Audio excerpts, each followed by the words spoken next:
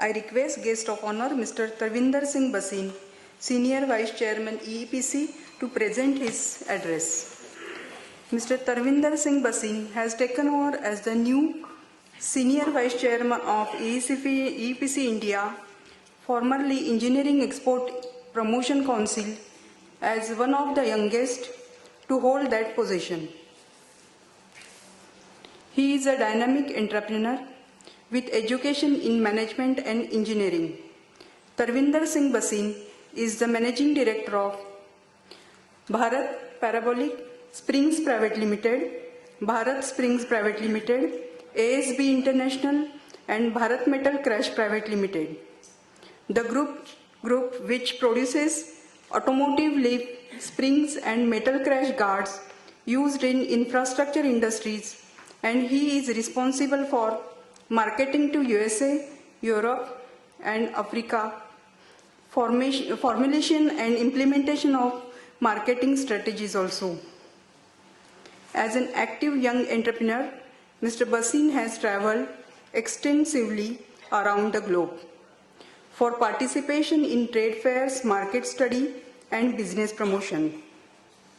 With his wide experience and fresh ideas, Mr. Bhasin is contributing immensely to the export promotion efforts of the Council and is expected to open up a wider channel with new policy initiatives for export promotion for the Indian engineering sector. I request you all to give a big round of applause to Mr. Tarvinder Singh, please. Thank you very much for your kind words for me. But first of all, we should applaud Mr. Mardia for the effort taken to organize this. Can we applaud to him? Even though the Chief Minister is not there here, but we still have the chief of the industry of this non-ferrous metal. So applaud to them also. Well, to start with, thank you, Mr. Paneer Selvan. Without MSME, we cannot survive. So we need you. You are the need of the hour. Without money, nothing is possible in this world. Gentlemen on the dais, Mr. Paneer Selvan, Mr. Ramesh Nair, Mr. Nanda, Mr. Hariharan, Mr. Mardia. I feel both privileged and honored to address this distinct gathering. The Indian economy is one of the most promising economies in the world today. The new government has also showed its strong intention towards aggressive reforms to take the economy into a higher growth path and unleash untapped economic potential. The Make in India initiative by our Honorable Prime Minister, Shri Narendra Bhai Modi, is tailor-made for global investors to manufacture their products in India. Gentlemen, the time is right for India to exhibit its potential to accommodate global businesses, especially in the manufacturing sector. So let me take this opportunity to introduce my organization, EEPC India, to this August gathering. We are the leading trade and investment promotion body under the Ministry of Commerce and Industry, catering to the engineering sector. In many ways, we are a single window point for both exporters and importers, and also foreign investors in the engineering sector.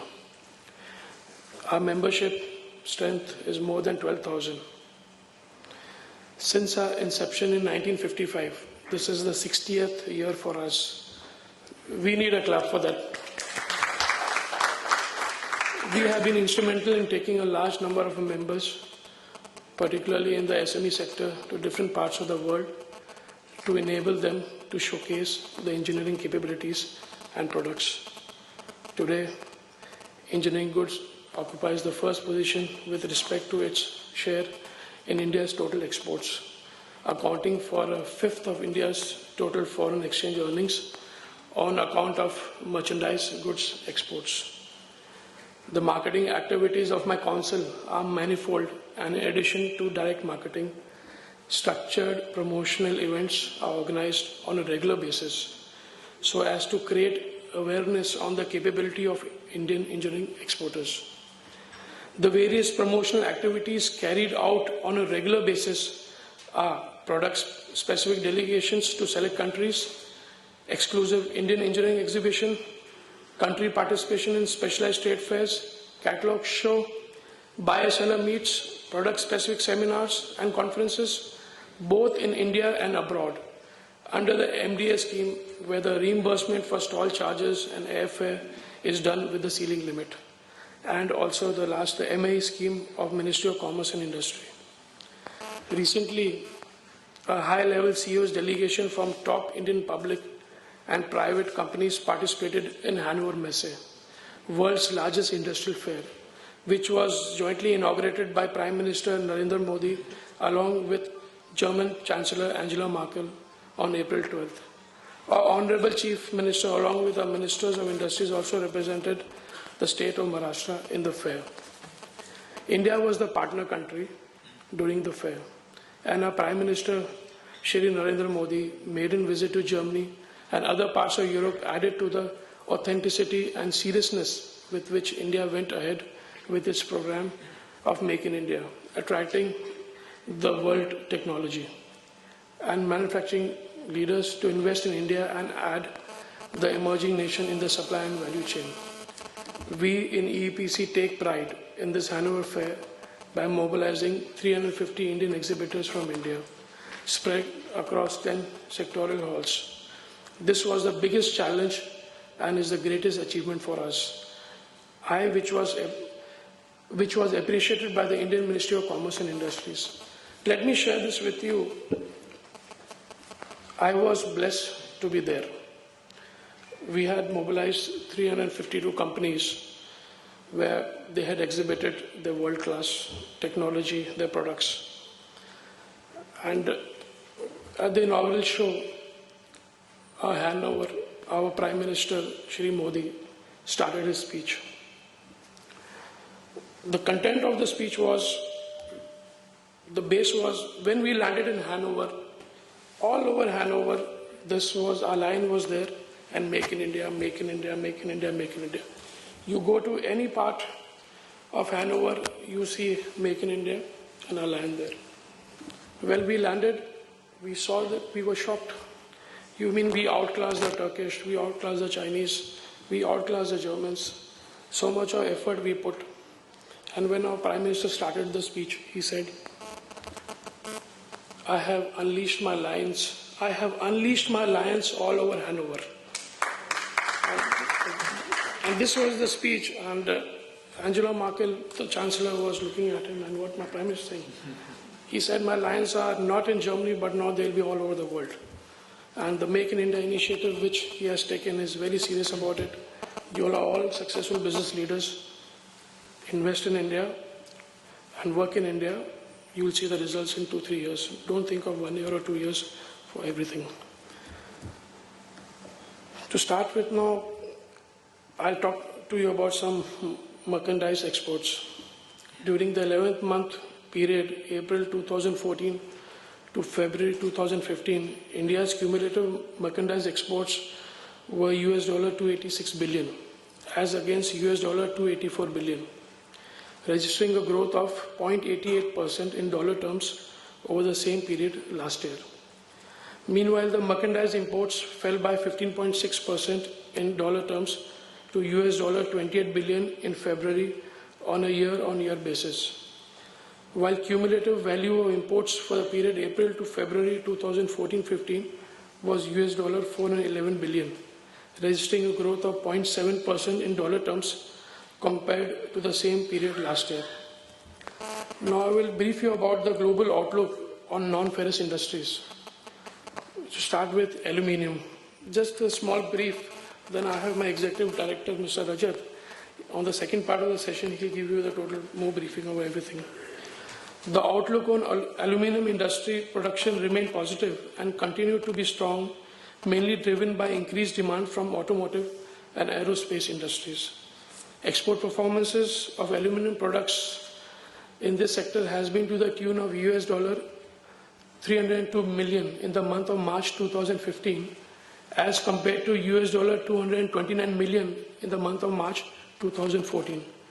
During this current fiscal, April 2014, March 2015, the exports have been to the tune of US dollar 2,859 million, registering a growth of 47% over the previous year, April 2013-14, when the exports were US dollar 1,943 million. So this sector grew 47%. Now talk about copper. The size of Indian copper industry is approximately 5 lakh tons, constituting of 3% of world copper market. Export performance of the copper products were during this fiscal April 2014 to March 2015 has been to the tune of US dollar 3,419 million, registering a growth of 19% over the previous year. April 2013, March 2014, where the exports were US dollar 2,855 million. So this copper sector grew 19%. Then talk about zinc. Main producers of zinc are Hindustan Zinc Limited, Benani Zinc Limited. There are two of them, producing capacity of 8,61,000 metric tons a year. The export performances of this sector was during the current fiscal April 2014 to March 2015. The exports in this sector has been to the tune of US dollar 608 million, registering a growth of 39% over the previous year, April 2013, March 2014, when the exports were US dollar 435 million. Then I talk about lead.